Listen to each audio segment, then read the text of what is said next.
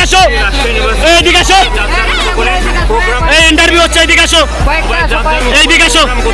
হ্যাঁ, তোমাদের কাছে এইটা জানতে চাচ্ছি, হ্যাঁ, তোমরা যারা তোমাদের মেয়েরা আছে, মেয়েরা আছে, মেয়েরা আছে, তোমাদের কাছে আমার যেটা শুধু একটা প্রশ্ন, সেটা হচ্ছে তোমাদের তো এটা তো বিক্ষিপ্ত ভাবে হচ্ছে, তো আসলে এই প্রোগ্রামের নেক্সট আজকে যেমন সারা বাংলাদেশে শাটডাউন চলতেছে, জি জি, এর মধ্যে কালকে কি আছে অথবা কোনো ধরনের নির্দেশনা আছে কিনা?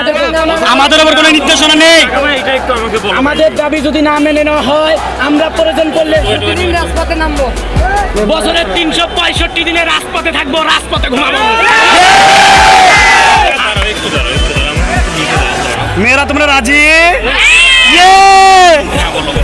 আমাদের দাবি যদি না মেনে নেয় ওই বিচারমণি তালগাছ, তাহলে আমাদের মতো ছাত্র 365 দিন বছরের রাজপথে ঘুমাবে, রাজপথে থাকবে।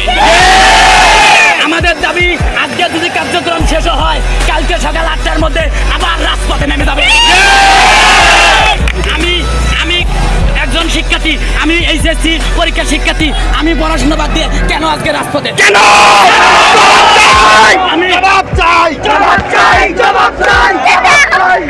আমি বই খুলে দেখি আমার ভাইয়ের রক্ত আমার চোখের সামনে ভাসতেছে। কেন আমার ভাই শহীদ হয়েছে জানেন? আমার ভাই চেয়েছিল মৌলিক অধিকার। আপনার কাছ থেকে তো আমরা টাকা পয়সা ধন সম্পদ আমরা কিছুই চাইনি, আমরা শুধু চেয়েছি আমাদের মৌলিক অধিকারটুকু যেন আমাদের কাছে ফিরিয়ে দেওয়া হয়। কেন আজকে আমার ভাই মরল? কি কারণ ছিল তার? কি ছিল তার? আচ্ছা, সুন্দরগঞ্জে তোমাদের কি কোনো এখানে সমন্বয়? আমরা স্টুডেন্ট, কোন স্কুলের স্টুডেন্ট? আমরা কলেজের আজমারের সব পুরো সুন্দরবনের স্টুডেন্ট। আমরা সুন্দরবনের স্টুডেন্ট। আমার বন্ধু কিছু বলবে, তার কাছ থেকে শুনি। আমরা সুন্দরগঞ্জ জিডাব্লিউ কলেজের শিক্ষা